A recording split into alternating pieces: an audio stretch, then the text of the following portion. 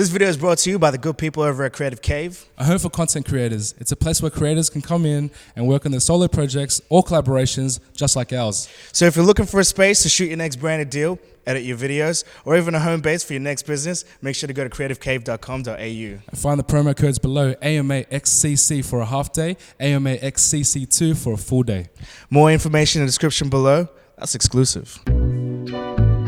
Yo, what's up, everyone? You're tuning into AMAs at Creative Cave. I'm AJ. I'm RENNY SYMF. And today we got El Fresh the Lion in the house. Let's go!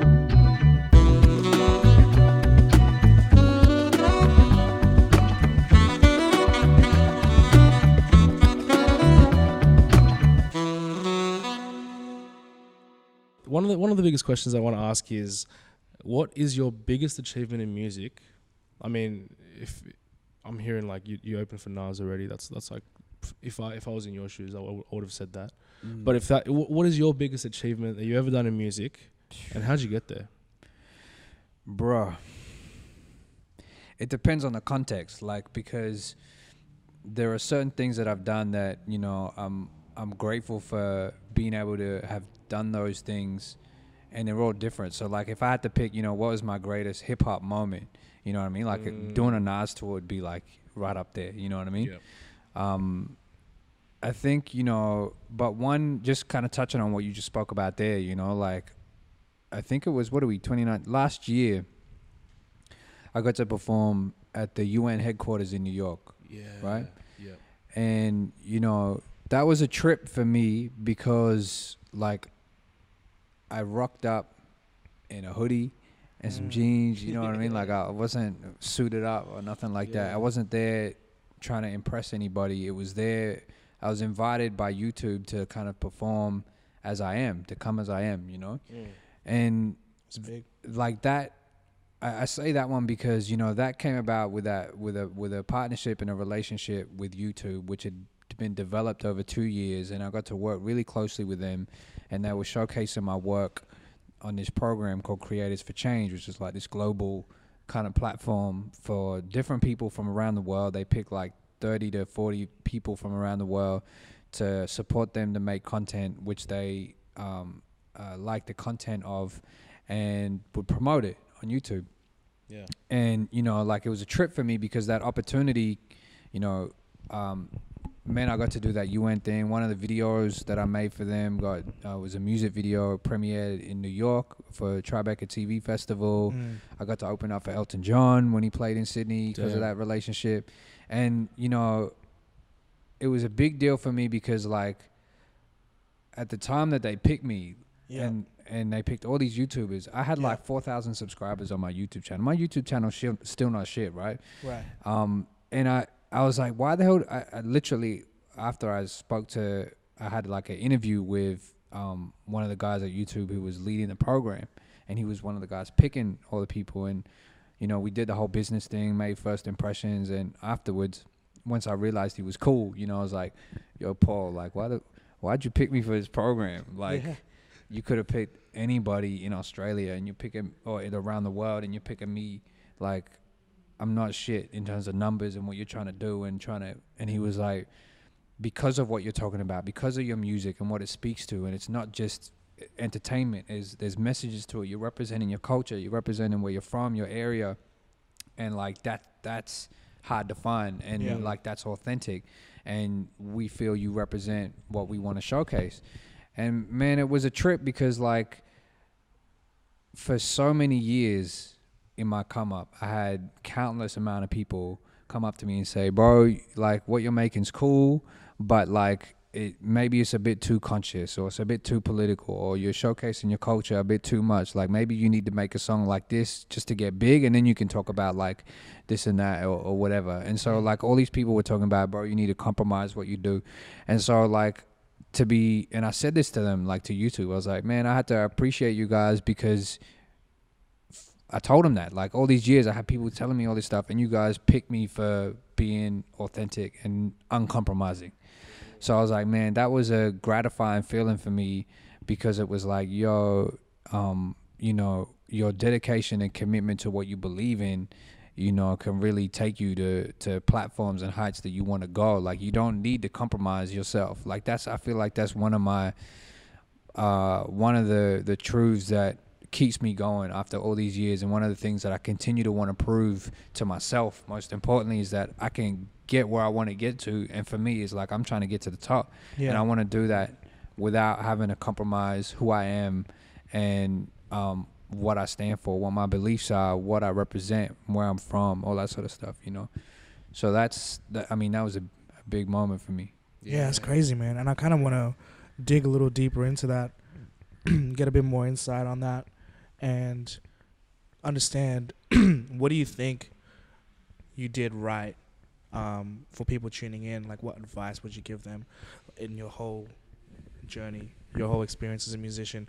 What are the steps that you took that you thought were the right steps to take? And what are the steps, in retrospect, would you go back and change? Bro, it's funny you say that, man. Like, it's a great question because, you know, I got two ways to answer that. One is in terms of like the best bit of advice that I got, which, you know, early on, is one part to that, and the other part is like I'm sitting on a whole album which is about what I would tell my younger self if I could go back and do it again. Wow. You know what I mean? So like, I've been thinking about that a lot, like that particular question. But like the best bit of advice I got, man, and I believe it'll always remain true, which is like, you have to be yourself. Like, why try and be an imitation of somebody else? Like, nobody cares about imitation. So when we're talking about music, you know, it's like, and you're talking about style, and you're talking about your own voice and what type of music you want to make and all that sort of stuff. It's like, inevitably, we sound like, especially at the very beginning, we sound like those who influenced us and those who we listen to the most. Yeah, but like, and for me, it was Tupac, right? Yeah. So there was no point in me, and I had to realize this, and it was through like people around me schooling me, but like there was no point in me trying to make songs and try to sound like Tupac when there's Tupac. Like, people want the original. Why would they go to the imitation? So, you know, trying to find through your creative, you know, practice, through your hip hop, through making your own beats, or, you know, the style of video that you shoot, or whatever it is, like trying to find what your voice is, like your style. Like, what are you going to be? How can you put your stamp on things in a way that, you know, reinvents things? Like, that's hip hop. Yeah. You know, so like, I always say that to people, like, and I wish I learned that earlier on, but obviously, you know, you kind of have to experience what you experience and make what you make to get to the point where you're like, okay, well, actually, I found my voice now, and I'm comfortable where I sit, and this is the lane. Like, I want to make my own lane. I don't want to sit in anybody else's lane. That's it. I think that's, you know, people appreciate authenticity. So, you know, being authentic to yourself is really important. That's a tough thing to do, right? Like, it's a tough thing to, like, it's a thing you hear all the time, you know, be yourself. But at the end of the day, like, it's a tough thing to actually go and try and find out who you are, and, you know, present that in a way that people, you know, can enjoy it. But I think the important message there is that, like you said, just sort of authenticity is the number one thing that'll set you apart. By nature. For sure. Yeah, 100%. Yeah.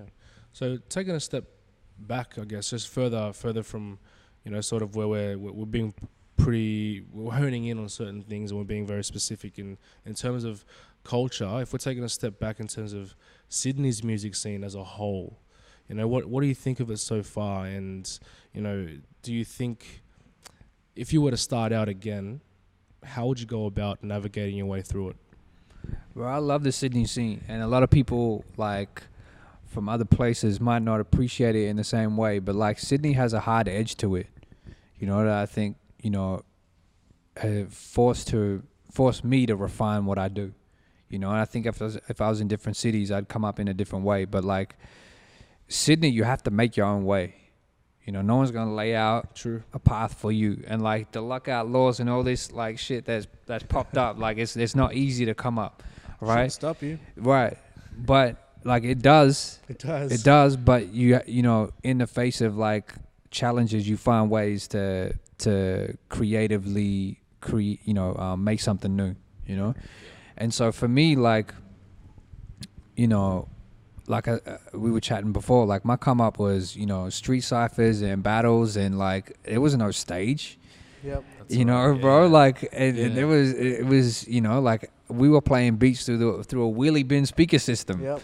You know, like that was my come up, man. And like we used to take that out. It was whether it was on the basketball court or we take it out in the street, like, I don't know if there's anything more southwest bro, than that. yeah, man. Like that was the vibe, man. Like, and you have to keep working on your craft, man. You have to keep working on. So I love that about Sydney. Like, and you know, I think Sydney, like the scene, the way that it is, like there's so many different styles coming out of different parts of Sydney, you know. Truth. And I, you know, because everything's so far apart, you know, like, and there's little kind of pockets of activity happening everywhere, and they kind of become insular to some extent, but which can be a negative. But the positive is that all these different styles and movements come out of them.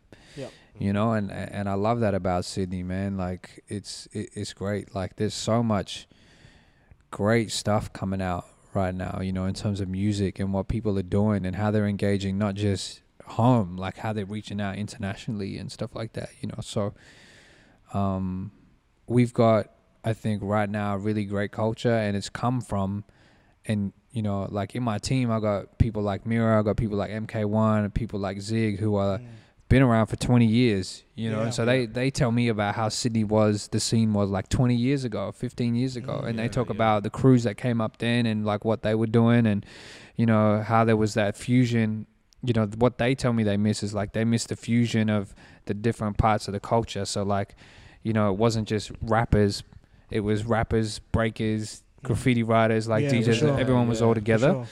sure. They say they miss that more than anything, but like, you know, what all those people did was like establish a real solid grassroots foundation for hip hop, where, you know, and they're still working. Like a lot of those guys and you know, like MCs, like they're still working, and it's, you know, it's dope. Like Sydney has this cross generational thing happening, where you got things like, you know, the gig that Rosanna puts on in Woolloomooloo, I think it's like Woolloomooloo Living, where he brings together like the OGs and like the new generation and all that sort of stuff. And then you got like 4 Elements Sydney, where you've got like all the different parts of the hip hop culture come together. Like, you know, Sydney's got all these great things that I think we don't give credit to enough.